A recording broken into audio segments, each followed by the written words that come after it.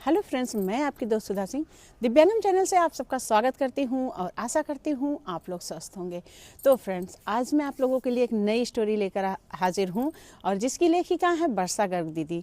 और उन्होंने हमेशा आप लोगों को बहुत ही सामाजिक स्टोरी दी है। आप लोग उनकी स्टोरी कई बार सुन चुके हैं। उनकी कहानियों में एक शिक्षा झलकती है, उनकी कहानियों में मार्गदर्शन झलकता है। तो आज मैं उनकी एक ऐसी ही एक कहानी ले आई हूँ, प्रायश्चित, जिसकी कि आज के ज़माने में बहुत ज़्यादा ज़रूरत है।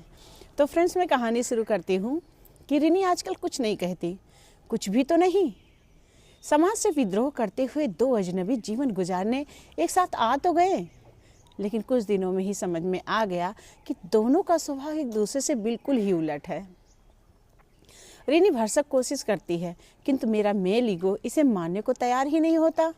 सब लड़कियां तो एडजस्ट करती हैं, रिनी कोई अजूबा थोड़ी ना है। बस यहीं पर मैं मात खा गया। बचपन से माँ को मन से कुढ़ते हुए भी पापा की हाँ में हाँ मिलाते हुए देखा था। बहन भी इसी परिधि को लांघ नहीं पाई थी। रिनी को देखती हुई उसकी सुंदरता और आत्मविश्वास ने मुझे प्रभावित किया था, किंतु अब इन्हीं सब बातों में मुझे उसकी कमी नजर आने लगी थी। मेरे मन में छुपा हुआ शैतान ऊपर से नादान बनने का ढोंग करते हुए हमेशा उसका मनोबल तोड़ने की कोशिश में रहता था। शायद तुम्हें काउंसलिंग की ज़रूरत है, रिनी के कहते ही मैं भड़क सा गया। तुम समझती क्या हो? ये घर है, ऑफिस नहीं। वहाँ मेरे हिसाब से रहना होगा, नहीं तो? तुम खुद समझदार हो, मुझे कुछ कहने की ज़रूरत नहीं है। सुबह ही कहते हुए मैं घर से बाहर निकल गया था। शांति से सोचने पर अपनी ही गलती मुझे अधिक लग रही थी, जिसे मैं स्वीकार करने में हिचक रहा था। खैर, देखता हूँ रिनी का मूड अब कैसा है। शायद आज ऑफिस भी नहीं गई होगी। अंदर घुसते हुए अजीब सा लग रहा था। शादी के बाद हमेशा रिनी मुझसे पहले आ जाती थी। खुद ताला खोलने की कभी नौबत ही नहीं आई मुझे। खाने की मेज़ पर गिलास से दबा एक कागज़ है। देखूं तो क्या है? अमन, मैं माँ के घर जा रही हूँ। बहुत कोशिश की, किंतु तुम अपना रवैया बदलने को तैयार ही नहीं हो। मैं तुम्हारा साथ चाहती हूँ, मगर अपनी कुछ शर्तों के साथ जीना है मुझे।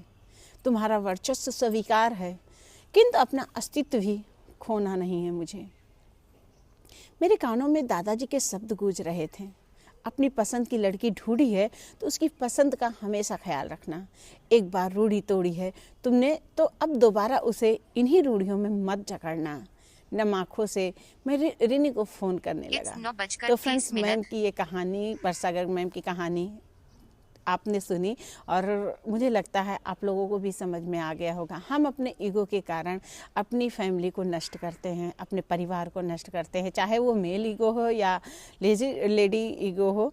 हमें एक ईगो ये शब्द जिसके अंदर आ गया ना, उसकी गृहस्थी बर्बाद ही समझो। हमें झुकना सीखना चाहिए।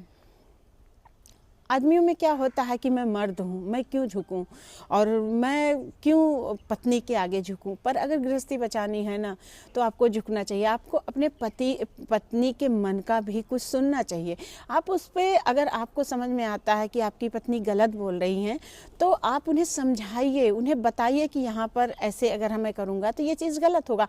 आपकी पत्नी तुरंत मान जाएंगी। लेकिन अगर आप वहाँ पर अड़ जाइए, नहीं तुम ही गलत हो, और अगर आप गलत होते हुए कभी अपनी गलती मान लेते हैं ना, तो वहाँ पे भी आपकी गृहस्थी कहीं ना कहीं बसती ही है। अगर आपने कुछ गलतियाँ की हैं तो आप वहाँ पे मान लीजिए कि हाँ, मैंने गलती की है, इसमें कोई बुराई नहीं। आप अपनी पत्नी के सामने स्वीकार कर रहे हैं। भगवान ने आपका जोड़ा बनाया है तो एक दूसरे की गलतियों को स्वीकारने के लिए भी बनाया है, तो कहीं ना कहीं आपकी पत्नी उसे माफ़ कर देगी। लेकिन आप गलत होते हुए भी कहिए नहीं मैं गलत नहीं हूँ, तुम यहाँ पे गलत हो, तो वहाँ पर उसके भी दिल को ठेस पहुँचेगी कि मेरा पति गलत होते हुए भी अपने आप को नहीं कह रहा कि मैं गलत हूँ। यही बात मैं पत्नियों के लिए भी बोलना चाहती हूँ।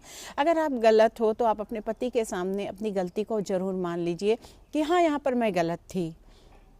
इसमें कुछ नहीं होता। आप अपने बच्चों के सामने, पति के सामने, सास ससुर के सामने, किसी के भी सामने, चाहे वो आपसे छोटा हो या बड़ा हो, अगर आप अपनी गलती स्वीकार करते हैं ना तो वो रिश्ता हमेशा सही से चलता है। लेकिन अगर आप अपने ईगो के कारण उस गलती को नहीं स्वीकार करते हैं तो वहाँ पे वो रिश्ता टूट जाता है। तो बरसागर दीदी की कहानियाँ तो वैसे भी सामाजिक होती हैं और बहुत ही अच्छी होती हैं। आप जब भी आपने सुना है तो कुछ ना कुछ सामाजिक संदेश ही रहा है।